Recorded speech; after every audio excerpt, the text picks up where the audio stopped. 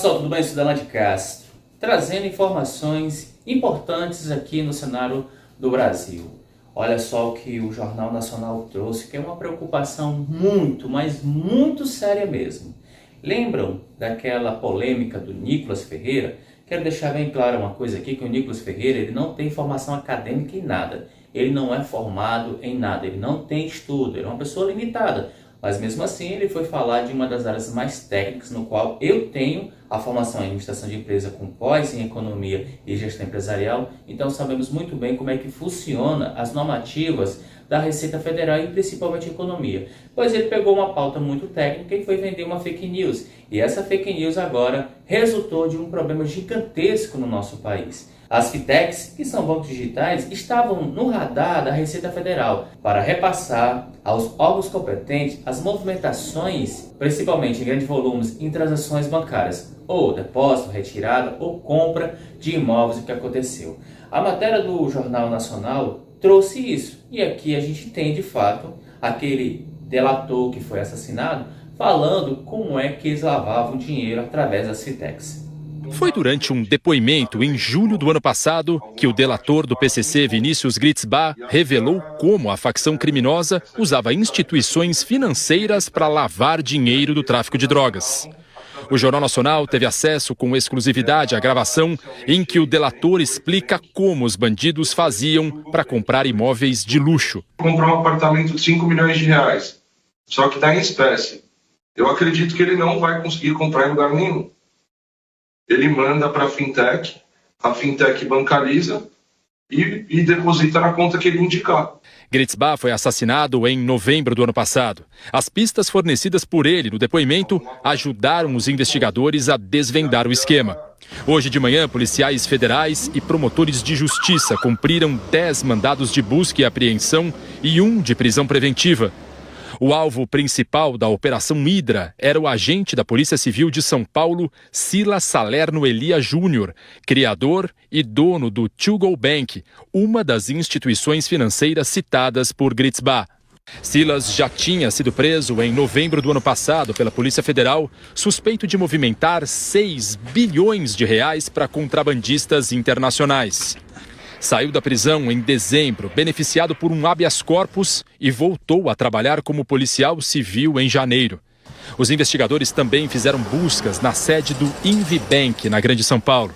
Segundo os promotores, 2 traficantes de drogas ligados ao PCC eram sócios ocultos da instituição. Só o traficante Anselmo Santa Fausta, assassinado em 2021, movimentou mais de 11 milhões de reais no Invibank. O que se fazia nessas instituições por parte de alguns criminosos, inclusive ligados ao PCC, era o aporte de crédito em nome de laranjas, de pessoas fictícias, a fim de mascarar, de velar a origem e a identidade dos verdadeiros beneficiários desses recursos. O esquema funcionava assim. O dinheiro que o PCC arrecadava com o tráfico de drogas era transferido para o To Go Bank e para o Invibank por meio de empresas de fachada. Em seguida, essas instituições mandavam os valores para contas de laranjas, que muitas vezes nem sabiam que seus nomes estavam sendo usados pelos bandidos.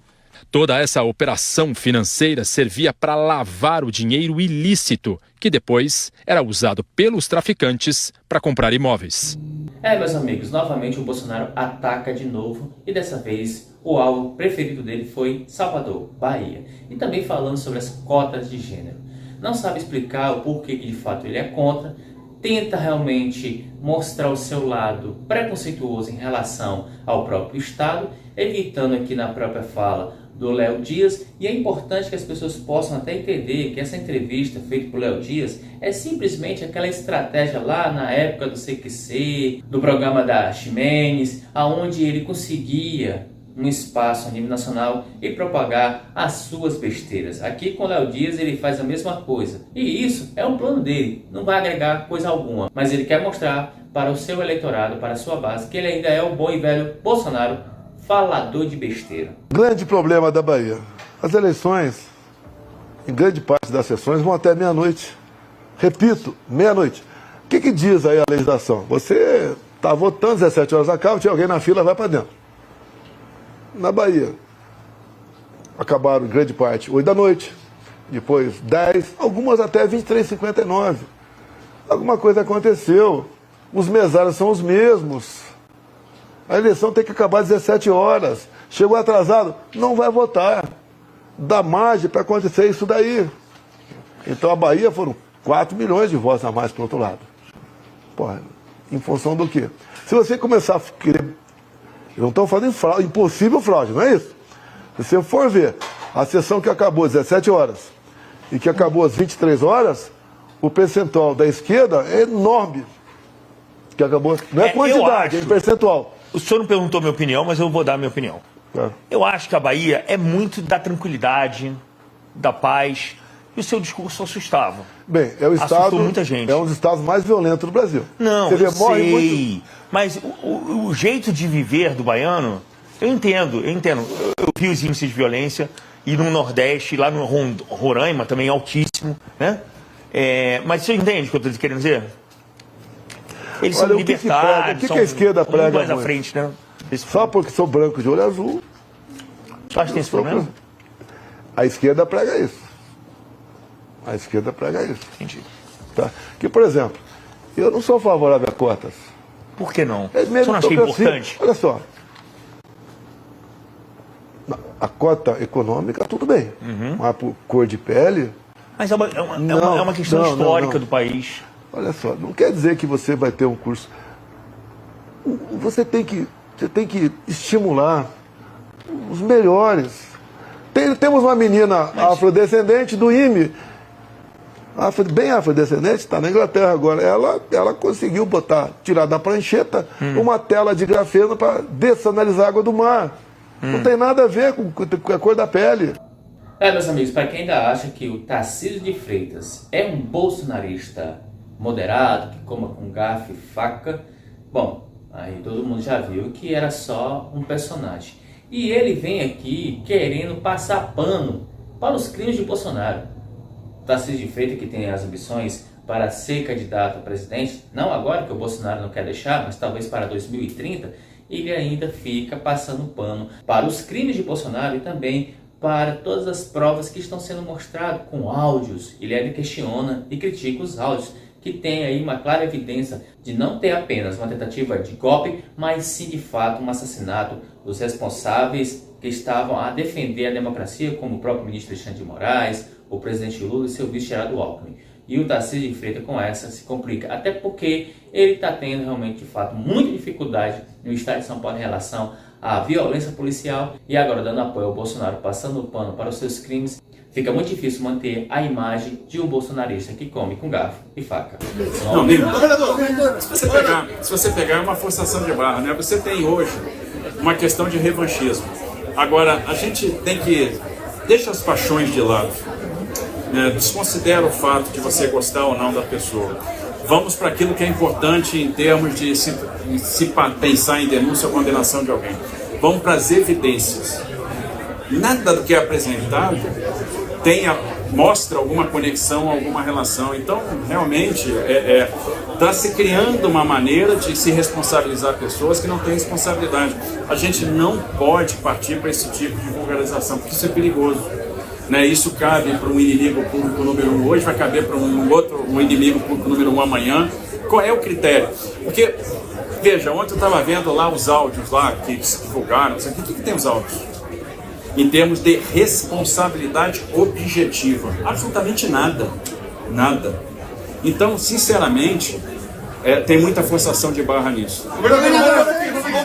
Pode ser candidato. Só mais uma, gente, para fechar. Não. Uma outra coisa muito preocupante é que um policial federal vazou informações sobre a segurança do presidente Luiz Inácio Lula da Silva. Ainda existe uma contaminação forte da Polícia Federal, do GSI, por bolsonaristas que estão lá, que foram colocados por Bolsonaro e que de fato realmente não gostam do presidente Lula. E com isso tem que ter uma cautela enorme, um cuidado muito grande, porque ninguém sabe quem de fato tem ou não intenções de fazer algo parecido como o tio Francis que fez em Brasília quando tentou, com um ato terrorista, explodir bombas no STF. Ô, irmão, eu tô aqui na coordenação desse evento, né, velho, de posse. Aí eu vim pras fixas dos hotéis, coordenando isso aqui. Aí o gerente ligou dizendo que esses caras entraram, tá no nome de Misael essa reserva, e que entraram 4 caras que não quiseram se identificar, dizendo ser Polícia Federal, aquela coisa toda, mas não são, né, saíram também sem se identificar e eles acionaram a gente.